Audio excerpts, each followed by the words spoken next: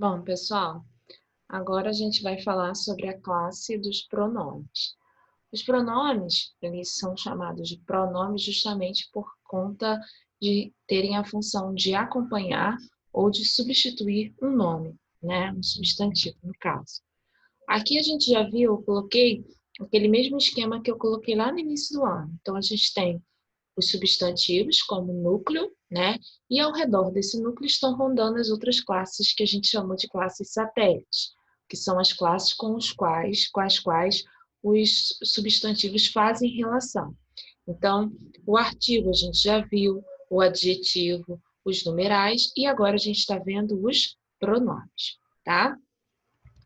Então, aqui eu coloquei um exemplo, ó. O meu primeiro livro escolar. O é artigo porque ele determina e especifica o gênero do substantivo, né? Escolar é um adjetivo porque está caracterizando o substantivo livro. Primeiro é um numeral porque ele está indicando a posição em que esse livro ocupa, no caso aqui, na vida, né? Então, ele é o primeiro livro. E o meu, ele tem a função de indicar a posse, que no caso aqui, como ele pode substituir esse substantivo, no caso a gente vai chamar de pronomes, tá? Então, aqui eu coloquei para vocês uma tirinha no H, onde a gente vê a colocação de vários tipos de pronomes que a gente tem, e justamente para mostrar o quanto os pronomes estão presentes no na nossa fala, no nosso discurso. Então, ele diz assim, a Helga: passei o dia lavando e passando e agora tenho que fazer o jantar? Mas você liga? Não, não liga. Ninguém me valoriza nesta casa. Eu me mato de trabalhar e ninguém se importa. Afinal, onde você estaria se não fosse eu? Aí o H, bem debochado, né? Paris? Resposta errada. E recebeu, né, uns tapas lá da Helga por ter dado esse tipo de resposta tão abusada. E aí eu coloquei, né, eu circulei vários pronomes aí que aparecem. Então, vamos conhecê-los. Então, qual é a função do pronome? O pronome ele tem a função de substituir o substantivo, estar no lugar do substantivo ou de acompanhar, de vir junto ao lado do substantivo. E de acordo com essa função, né, substituir ou acompanhar, a gente diz que ele é um pronome substantivo ou um pronome adjetivo. Então, quando o pronome, aliás, substitui um substantivo, ele tem a função de pronome substantivo. Onde você estaria se não fosse eu? Esse você, no caso ele, está se referindo a uma outra pessoa, que no caso é o H, né? Você está se referindo ao H, então está substituindo o nome, H. Se não fosse eu, esse eu está substituindo o nome, que no caso é Helga. Então, ele está na função de substituir um nome, então ele tem a função de pronome substantivo. Agora, quando o pronome acompanha o substantivo, ele tem essa função de pronome adjetivo. Ninguém me valoriza nesta casa. A Helga está apontando, demonstrando qual seria a casa nesta. Então, esse nesta está acompanhando o substantivo, ou seja, está ao lado do substantivo casa. Então, ele tem a função de ser pronome adjetivo. Os pronomes, eles também indicam as pessoas do discurso. A primeira pessoa é sempre a pessoa que fala. A segunda pessoa é a pessoa com quem a gente fala. E a terceira pessoa é de que ou de quem se fala, né? Então, no caso, a pessoa que fala na tirinha é a Helga, a pessoa com quem ela fala é o H, e a terceira pessoa seria sobre o que ela fala, que no caso é o trabalho. Então, todas as vezes que ela se referir a ela vai usar a primeira pessoa, todas as vezes que ela se referir ao H, ela vai usar a segunda pessoa, e todas as vezes que ela se referir ao trabalho, né, ela vai usar a terceira pessoa, tá? Assim também, a gente utiliza a conjugação dos verbos de acordo com as pessoas. Primeira, segunda e terceira pessoa do singular, primeira, segunda e terceira pessoa do plural, né? Então, eu coloquei alguns exemplos aqui de pronomes com a função de substantivos e pronomes com funções de adjetivos. Então, alguém acabou dizendo a verdade a ele. Observe que esse alguém está substituindo o nome, que pode ser Joaquim, Maria, Joana, e esse ele também está substituindo alguém. Então, eles estão no lugar de um nome. Então, eles têm a função de pronome substantivo. Seus pais são loiros, os meus morenos, os meus quem? Os meus pais. Então, esse meus está no lugar do substantivo pais. Então, se está substituindo o substantivo pais, ele também tem a função de pronome substantivo. Você vai trabalhar de metrô ou de ônibus? Esse você pode ser Maria, Joaquim, José, Joana. Então, ele também está no lugar de um nome. Minha blusa é esta blusa. Não preciso ficar repetindo o substantivo duas vezes. Então, eu coloco o substantivo na ideia do próprio pronome. Então, esse esta, ele está no lugar do substantivo blusa. Então, ele está tendo a função de pronome substantivo. Já os pronomes adjetivos, eles têm a função de acompanhar, vir ao lado do substantivo. Então, os médicos precisam ler este artigo sobre células-tronco. Este artigo está apontando, demonstrando que artigo seria. Então, esse este está acompanhando o substantivo artigo. Esta blusa é minha, ele também está demonstrando, apontando que blusa seria esta blusa. E como esta está acompanhando o substantivo blusa, ele tem a função também de pronome adjetivo. Seus pais são loiros, os meus morenos. Esse seus está acompanhando o substantivo pais, indicando a posse. De quem seriam esses pais? Seus. Então, esses seus acompanham o substantivo pais. Então, nesse caso, ele também tem a função de pronomes adjetivos. Quais seriam as classificações dos pronomes? Nós temos vários, por isso que o estudo dos pronomes é um pouco extenso. Nós temos pronomes pessoais, do caso reto, do caso oblíquo, os pronomes possessivos, pronomes demonstrativos, pronomes indefinidos, interrogativos e relativos. Eu coloquei aqui uma tabela para que vocês possam, ver, a distribuição dos pronomes de acordo com as pessoas do discurso e também a distribuição de acordo com a classificação. Eu coloquei aqui os pronomes pessoais, reto, e aí os oblíquos se dividem em obliquo-átonos e tônicos, e os pronomes possessivos aqui também aparecem, tá?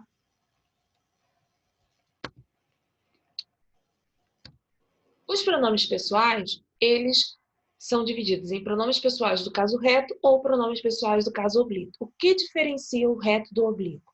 A função que eles vão exercer dentro da oração. Então, o pronome pessoal do caso reto vai poder exercer a função de sujeito, de predicativo ou de vocativo. Então, ela vai viajar com os amigos no feriado. Quem vai viajar com os amigos no feriado? Ela. Ela é o meu sujeito. Então, eu posso dizer que esse ela é um pronome pessoal do caso reto, porque pronomes pessoais do caso reto exercem a função de sujeito. Os pronomes oblíquos, eles vão exercer outras funções. Quais seriam? Objeto direto, objeto indireto, complemento nominal, adjunto adverbial ou agente da passiva. Entreguei a ele o cartão. Eu poderia vir aqui e classificar a ele, eu sei que é pronome pessoal do caso reto. Venho aqui e classifico o pronome pessoal do caso reto. Está correto? Não, porque nesse caso, esse a ele está exercendo a função de objeto indireto. Quem entreguei? Eu entreguei. O sujeito está oculto, né? Quem entrega alguma coisa. Esse verbo ele precisa de um complemento. O complemento verbal nós chamamos de objeto. Se esse objeto vem introduzido de preposição, a gente chama de objeto indireto. E se esse objeto não vem antecedido de preposição, a gente chama de objeto direto. Então, eu entreguei o quê? O cartão. Então, o cartão não veio precedido de preposição, então ele é um objeto direto. Só que esse verbo ele faz duas perguntas. Entreguei o quê? A quem? A ele. Então, esse a ele veio antecedido de preposição. Então, ele complementa o verbo objeto. Veio antecedido de preposição, objeto indireto.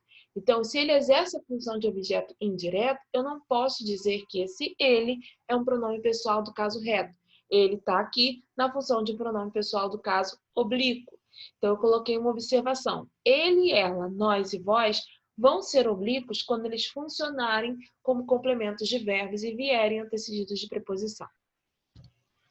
E aqui eu coloquei para vocês o a, o os, o as vão exercer sempre a função de objeto direto. Os pronomes de lhe e lhes vão sempre exercer a função de objetos indiretos. Lembrando que o objeto direto é complemento do verbo sempre vir antecedido de preposição. E o objeto indireto é também um complemento verbal, só que vem precedido de preposição. Então, eu coloquei alguns exemplos para a gente entender. Ela trouxe o livro para eu ler. Ela, quem trouxe o livro? Ela, é o sujeito. Então, eu sei que esse ela é um pronome pessoal do caso reto, porque eu sei que o pronome pessoal do caso reto pode exercer a função de sujeito. Trouxe o livro para eu ler. Eu já tenho outro verbo, ler, então já tenho outra oração. Para quem ler? Eu ler. Então, quem é o sujeito do verbo ler? Eu. Então, eu também é um pronome pessoal do caso reto, porque ele exerce a função de sujeito. Muitas pessoas acabam dizendo, ela trouxe o livro para mim ler, e acabam justificando que isso estaria incorreto, porque mim não é índio, mim não faz nada. Não é por isso. É porque mim é um pronome oblíquo, e nesse caso, pronomes oblíquos não podem exercer a função de sujeito. Nesse caso, ele estaria exercendo a função de sujeito aqui. Então, eu só podem exercer a função de sujeito pronomes pessoais do caso reto. Mim é um pronome pessoal do caso oblíquo, então ele não pode construir esse tipo de orações por conta de mim ser um pronome pessoal do caso oblíquo e, nesse caso, ele exercer aqui a função de sujeito. Então, eu teria que trocar esse mim por um pronome pessoal do caso reto, que são esses pronomes que exercem a função de sujeito. Ela agora, se eu construísse, ela trouxe o livro para mim, estaria correto, porque ela trouxe o quê? O livro. Então, complemento de um verbo sem preposição, objeto direto, o livro. Só que ela trouxe o livro para quem? Para mim. Então, esse para quem é uma pergunta que o verbo faz, então ela precisa de um outro complemento. Só que nesse caso, esse complemento vem antecedido de preposição. Então, ele é um objeto indireto. Então, quais são os pronomes que podem exercer a função de objeto indireto? Os pronomes pessoais do caso oblíquo. Perceba que eu não posso dizer ela trouxe o livro para eu, porque eu é um pronome pessoal do caso reto. Pronome pessoal do caso reto não exerce a função de objeto indireto. Então, eu poderia trocar o eu por para mim, né? Porque seria o mais adequado, tá? Já que a gente viu que ele exerce aqui, estaria exercendo aqui a função de objeto indireto. E somente os pronomes pessoais do caso oblíquo exercem essa função. Eu vi ela na rua. Muita gente fala esse tipo de construções. Escreve também esse tipo de construções. Só que vamos entender, muita gente diz que eu vi ela, porque vi ela, não pode dizer vi ela, porque vi ela é uma rua pequena. Só que não é por isso, porque nós já vimos que ela, né?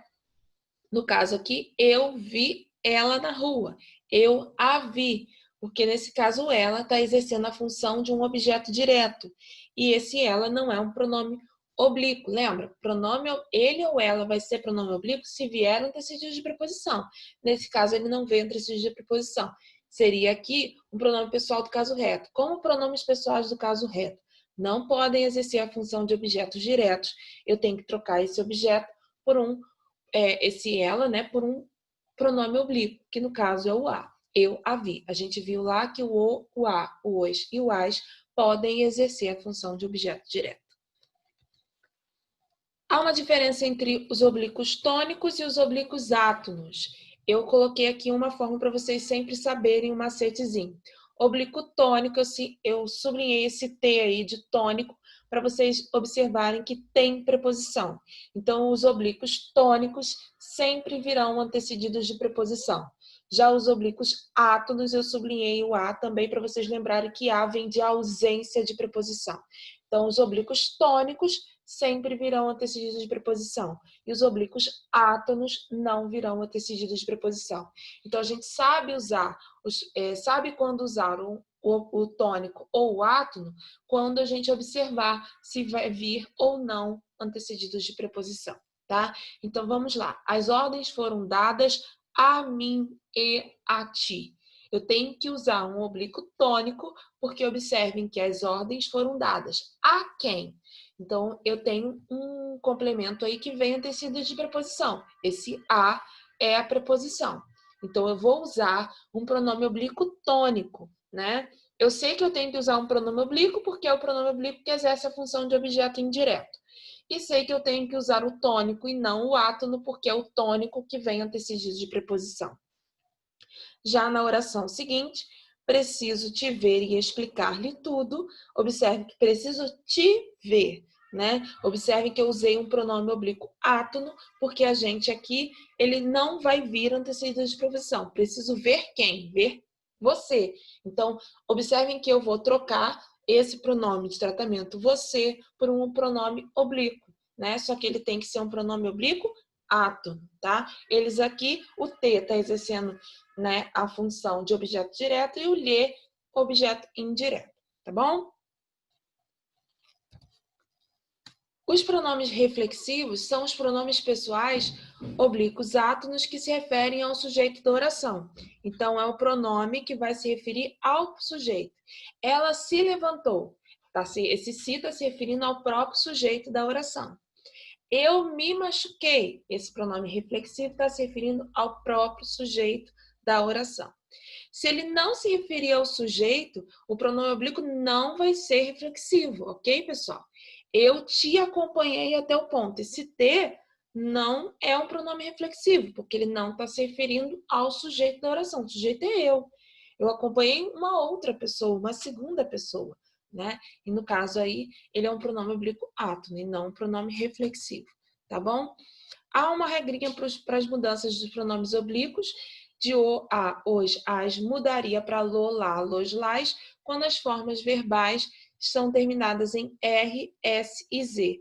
Como é que eu digo esperá-lo? É o esperar mais o o. Só que eu troco esperá-lo, quando eu quero combinar o pronome com o verbo, eu tenho que trocar o o pelo lo, porque o verbo esperar termina em R.